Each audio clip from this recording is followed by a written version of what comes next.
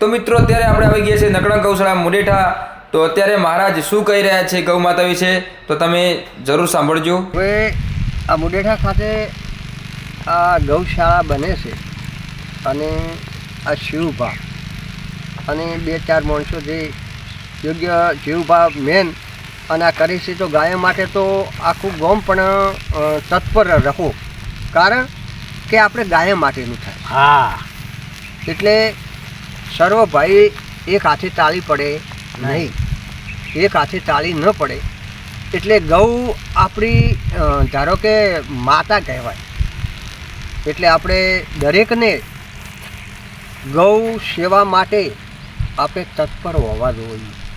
તો મિત્રો આપણે મહારાજ આવી ગયા છે એટલે કે અત્યારે આપણે મુહૂર્ત કઢાવવાનું છે એટલે કે યજ્ઞ કરવાનો છે આપણે ગૌશાળામાં। તો કઈ તારીખ આવે છે તો તમે જુઓ મિત્રો આપણે વિડીયોમાં કે કેવી રીતે યજ્ઞનું મુહૂર્ત કાઢવામાં આવે છે અને તમે જુઓ મિત્રો કોના હાથેથી આવે છે આ મુહૂર્ત એ તમારે જોવાનું છે। તો વિડીયોને આગળ જુઓ।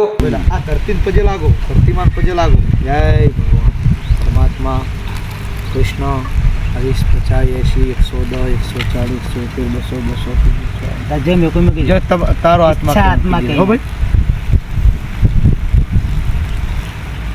पता पे मुझे ऐसी मुझे बोला फिर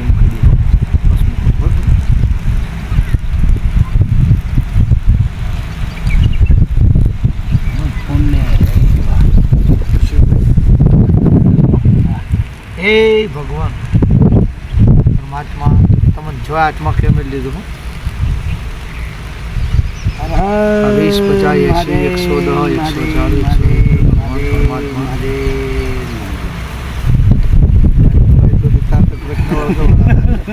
हाँ फिर सीधी पकड़ भगवान सही करी तमारा आ भाईना हाथीना तवारी दीना भाईना हाथीना અને તમારા હાથથી ભગવાન અમુક શું છે જોવે ને હરે કૃષ્ણ હરે।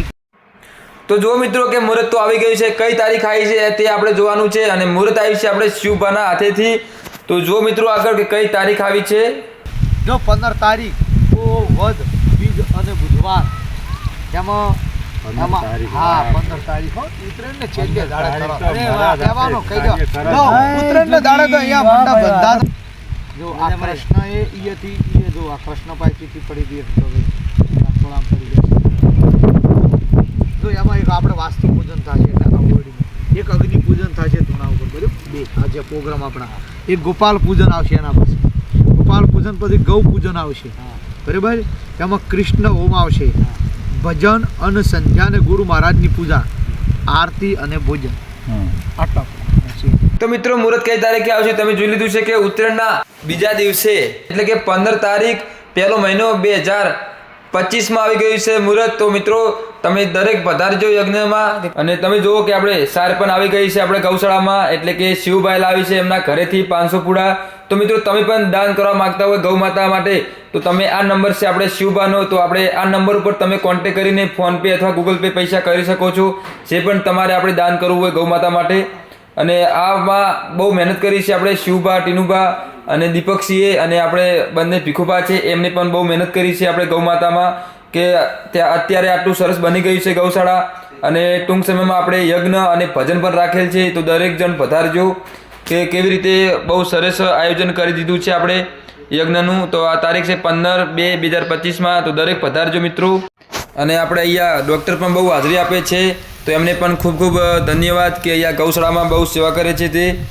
તો મિત્રો તમે આપણે આ ચેનલને સબસ્ક્રાઈબ કરી દેજો જેથી અમારા વિડીયો તમારી સુધી પહોંચી શકે। જય ગૌ માતા।